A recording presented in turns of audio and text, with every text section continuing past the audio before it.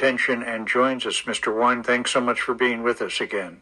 Thank you very much, Scott, for having me, and greetings to all the listeners. How are you doing?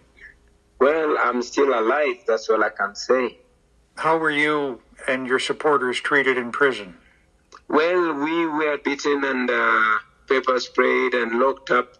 We were not allowed any access to our lawyers, our families, or our doctors. The government says you were arrested for breaking COVID-19 laws by holding a political rally. Is that how you see it?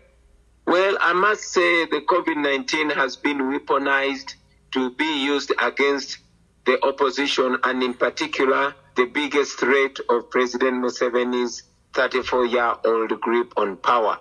While President Museveni goes around the country holding processions and holding big rallies, he is not allowing us to reach out to the people. The venue that I was holding my campaign meeting, I was led there by the police. You say police led you to the scene of this rally. Do you think you were set up? Well, I know that Museveni is so scared of the support that we have, the support that I personally have. He has been challenged so much because wherever he goes, he has to pay young men and women to put on T-shirts and put an image of support. And unfortunately, on his side, wherever I show up, masses and masses of young people show up following us. And these people are being tear-gassed and targeted with live bullets. The BBC and independent local journalists say that a number of your supporters were apparently killed by government forces who fired into the crowd. Do you have a message for your supporters at this moment?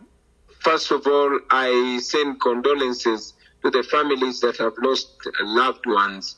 I've been informed as soon as I was out of jail that more than 37 young men and women were shot and killed in cold blood by the regime forces. But also I'm aware that more than 58 are in critical conditions in different hospitals across the country, while more than 500 have been arrested and detained. We stand in solidarity with them, and we continue to call upon them to be nonviolent, but to be assertive, and to remember that oppressed people cannot be oppressed forever. We shall soon break free from the shackles of oppression. The election is January 14th. Do you worry about what could happen between now and then? Yes and no. No, I don't worry because I'm sure we will win this election. Yes, I'm worried because I know that Museveni prides himself in rigging elections, and this might not be an exception. That is why I call upon all Ugandans to guard their vote, but also call upon international community and international media to keep their eyes on the people of Uganda, because this seems to be our last shot at liberation.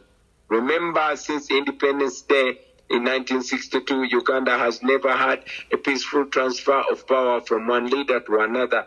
That is what we long for, and that is what we are sure we are going to get if the entire world stands with the people of Uganda. Activist and musician Bobi Wine, who is continuing his campaign for president in Uganda. Thanks so much for being with us, Mr. Wine. Thank you, Scott. Back in April,